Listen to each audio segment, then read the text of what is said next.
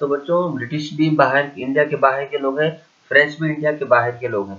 दोनों आकर इंडिया में इस नियत से आए कि हम इंडिया में तिजारत शुरू करके इंडिया की दौलत को इंडिया से पैसा कमाएंगे और इंडिया पर हुकूमत करेंगे।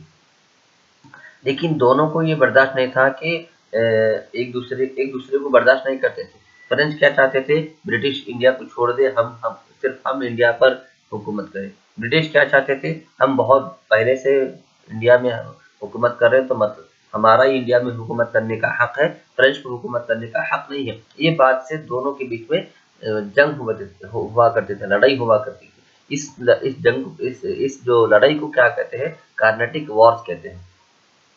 इसी तरह का पहला कार्नेटिक वॉर कब हुआ, 1746 में, और शुरू हुआ 1748 तक चला।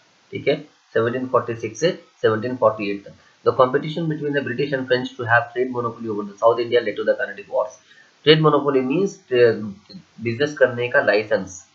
ठीक है, बिजनेस करने का लाइसेंस जो है, साउथ इंडिया में बिजनेस करने का लाइसेंस दोनों के पास था, इसलिए दोनों में जंग शुरू हुई।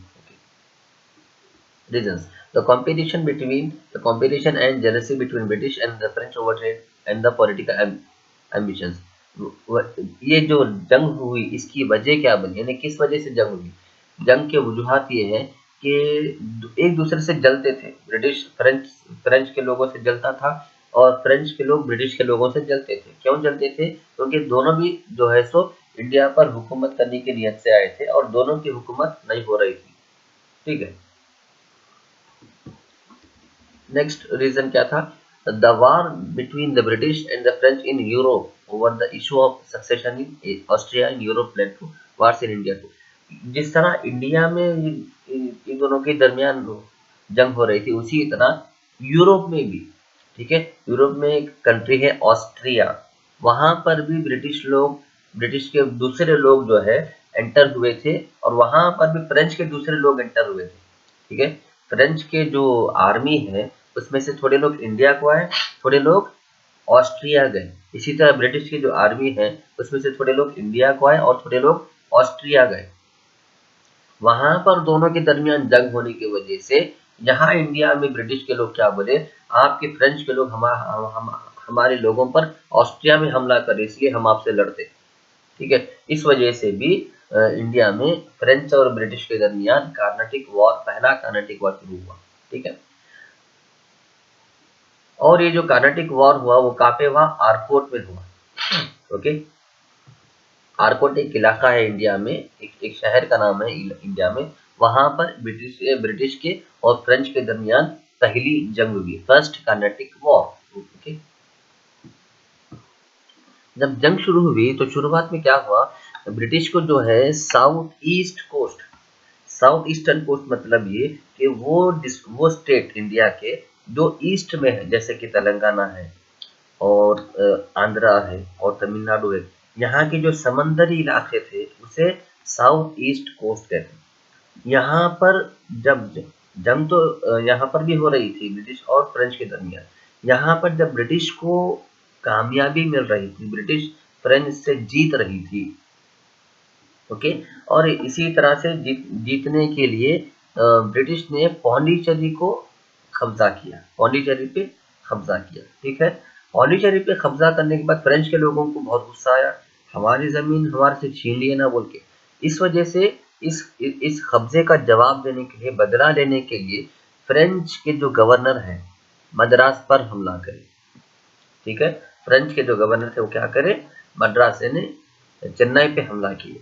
चेन्नई पे जो ही फ्रेंच के लोग हमला किए, ब्रिटिश क्या किए, आरकोट के जो नवाब थे उनको मदद करने के लिए रिक्वेस्ट करे।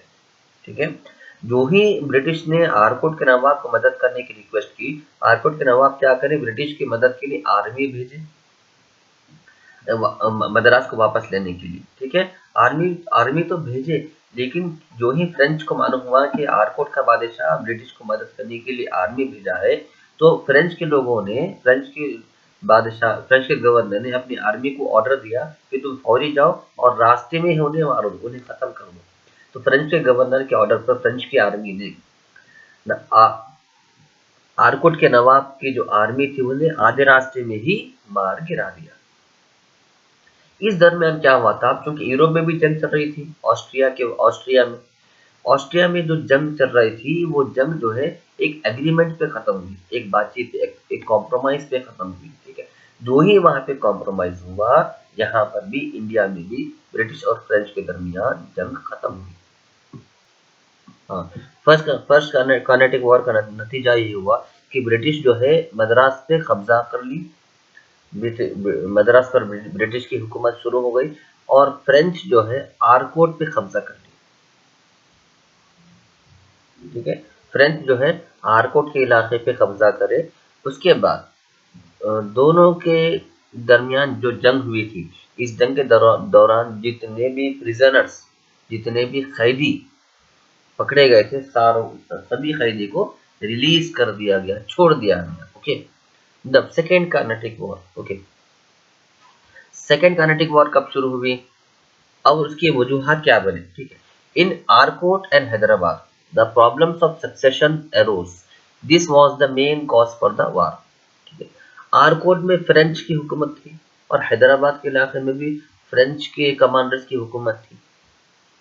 ये ब्रिटिश को जो है सो बर्दाश्त नहीं हो रहा था। एक वजह तो ये बनी, ठीक है।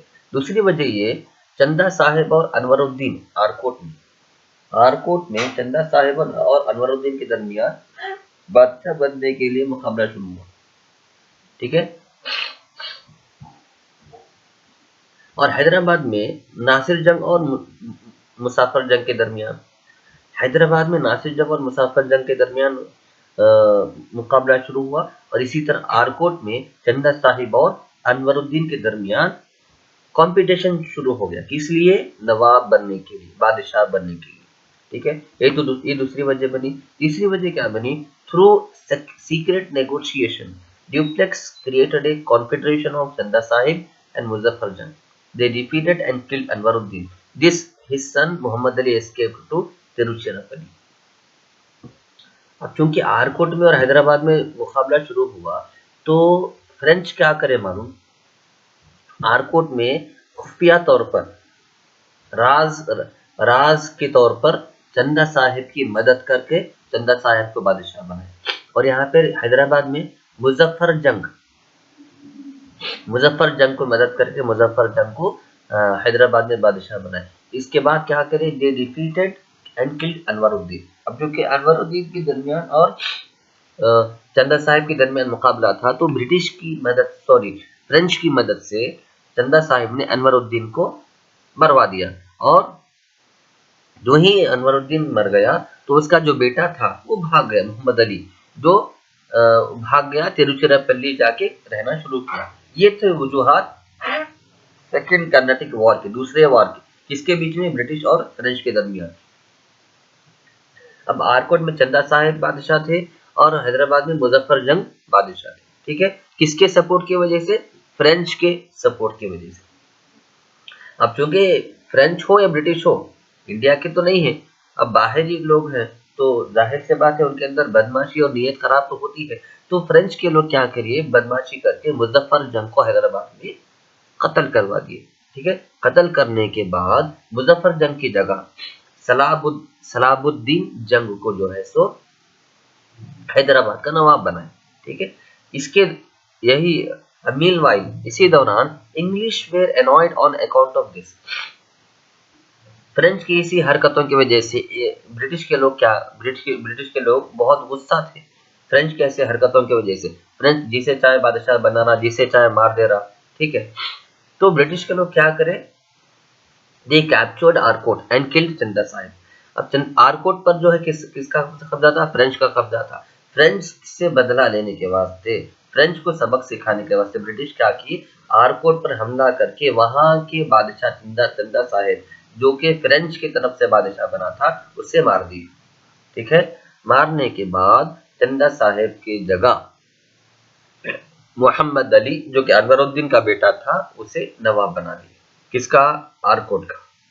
इसको नवाब क्यों बनाया, क्योंकि इसके साथ जुल्म हुआ था, मोहम्मद अली के साथ क्या जुल्म हुआ था, फ्रेंच ने उसके वालिद को मार दिया था, ठीक है। उसका बदला लेने के लिए ब्रिटिश के लोगों ने मोहम्मद अली को आरकोट का नवाब बना दिया। उसके बाद after After this, Dupleix recalled the government of France.